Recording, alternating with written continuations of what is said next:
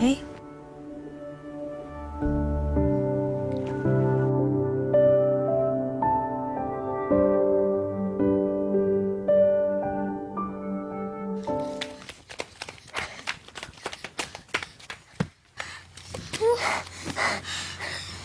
Yan ba?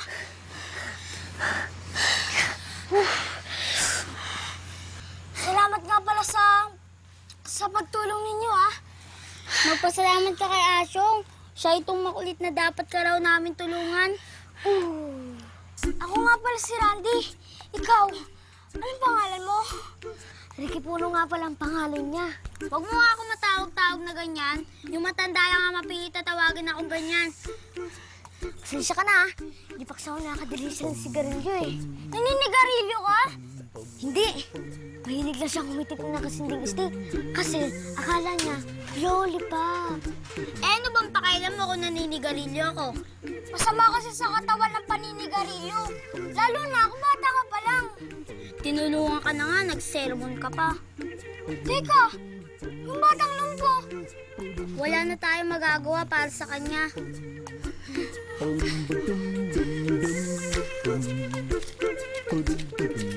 No? Diyan ka matutulog? Sa bagay, presko. Yun nga lang.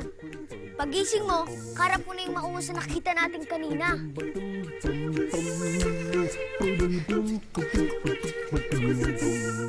Doktor, kumusta na siya? Kailangan natin siyang ilipat sa hospital, Senyora Maximiliana. Bugbog na bugbog ang katawan niya. Mas makabubuting ilagay siya under constant medical supervision. Pero doktor, ano ba talaga ang nangyari sa kanya? Kaya nga sinasabi ko, dapat natin siyang ipasok sa hospital para makahingi tayo ng pangalawa o miski pangatlong opinyon. Hindi katulad dito na para tayong nangangapa sa dilim. Kung yan ang rekomendasyon mo, doktor, gagawin namin. Pero may tatanungin sana ako sa iyo. Doktor, gagaling pa ba siya? If I want to venture a medical opinion, sasabihin ko nagsara na ang katawan niya as a response sa mga trauma na natamo niya. That means he's in coma. Pero religyosa kayong tao. Alam natin lahat na naniniwala pa rin tayo sa milagro, di ba? Milagro na lang ba talaga? Mira, meron pang gusto bumisita sa pata niya. Yaya, bakit mo pinasok yung batang yan dito? Hindi mo ba alam na nagpapahinga na si Aaron? Gusto ko lang po makita si Papa. Hanggang mapatunayan ko kung ikaw talaga ay apo ko, huwag mo siyang matawag ng Papa, okay?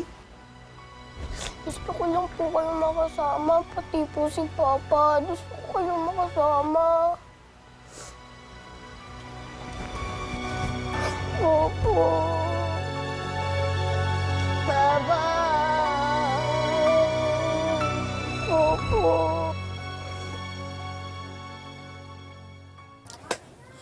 Agida, inantok pa po ako eh. Sino? Sino si Sir Agida? Huh?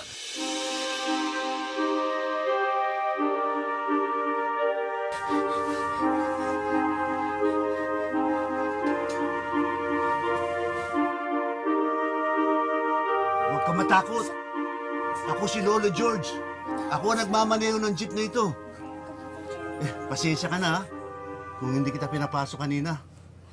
Ito kasing si Asyong Afro at itong si Ricky Puno, gabi-gabi kung magliwaliw. Kailangan sarang ko naman yung bahay ko dahil maraming magnanakaw dito. Baka pati arenola ko, tirahin. Ako po si Randy. Ah, Randy.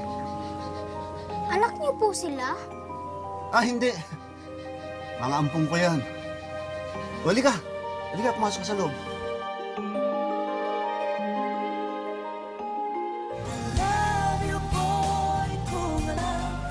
Sige, pasok ka. Buka dyan.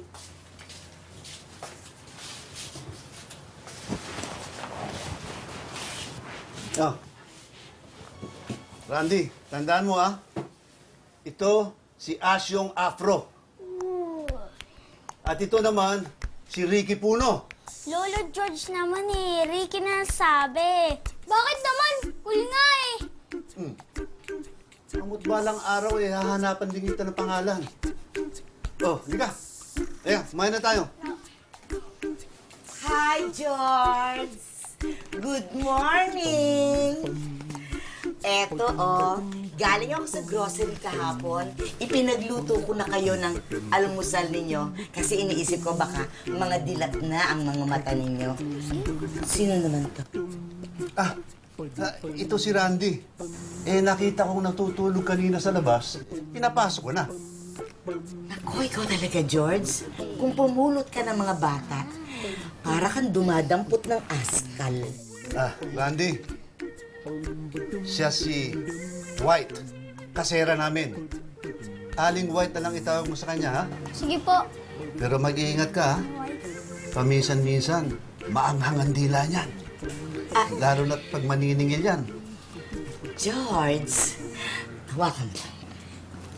Ikaw naman talaga, oo. Kung ikaw ba naman ay pumapayag na sa akin na tumira, di hindi ka na nagbabayad ng renta. At saka, wala ka nang maririnig na maanghang na dila mula sa akin. White. Kaharap natin ang mga bata. Oo nga po. Ay, sandali lang po Kailangan ko lang po umalis. May gagawin lang po ako Pero babalik din po ako. Sige po Wow, high pitch, no? Anong ginagawa mo dito sa basement? Nagbabasa. Yan lang ba palagi mong ginagawa? Magbasa? Alam mo kung anong mas masaya? Maglaro tayo na taguan. Sige na. Ako ang taya. Tayo ka na. Sige. Pagbilang kong 10, nakatago na kayo. 1, 2, 3. Ba't ang konti nito? Bilangin mo nga. Nasaan na bang pera? Iyan lang naman po yung binigay sa akin Baka may tinatago ka dyan. Wala Baka may kalokohan ka, ha? Lagot ka sa akin. Yun lang Asan na? po Wala na nga po. Aray ko! Aray!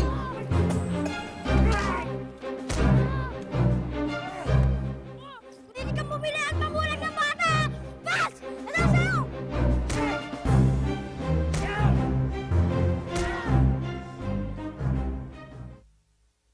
4, 5, 6, 7, 8, 9.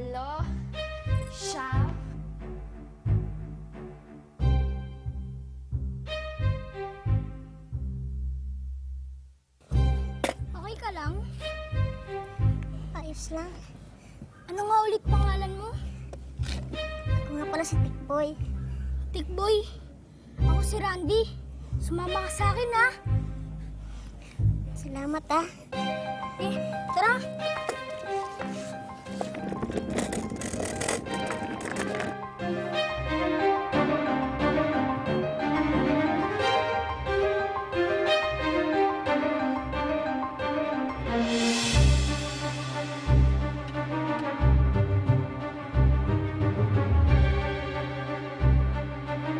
Buti nga sa'yo.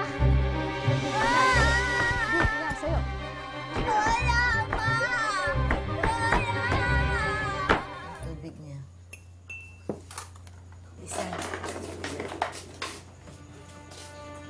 Lolo George, Aling White, ito po si Tikboy. Naitakas ko siya sa 2 lalaking ginagamit siya sa pamamalimos. May lugar pa po ba para sa isa pa? Ito naman, nag-uwi ka pa ng bata. Ano na, matutulog na kayo, nakatayo na. Siksika na kayo dito. Ano ba yan? Masikip na dito, nagdala ka pa na ng pangpalamunin.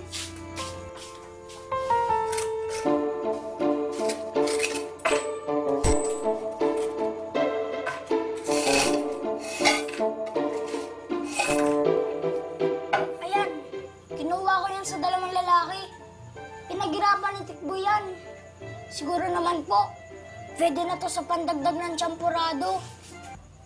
Wow! Paano kayo nakatakas sa mga ungas na yon? Alam nyo, pinalo ni Randy sa mukha yung lalaki. Linabanan niya. Tapos yung isa, pinukpok niya sa mata. Ayun, tulog yung 2. Ang galing niya, no? Matapang pala ito si Randy. Lumalaban. Alam ko na kung ano itatawag ko sa'yo. Base sa isang pelikulang paborito ko. Magmula ngayon, ikaw na si Rocky. Rocky? Rocky.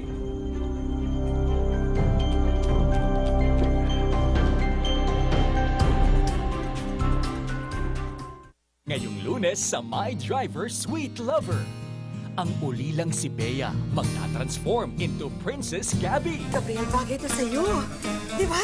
Hindi po kasi ako sanay matatayang damit. May gumagamit pa ba ng salitang mag-aara? Nakahanap na rin ng sarili niyang pamilya si Randy.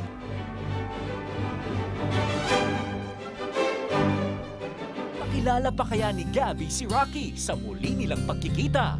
Suplana ka!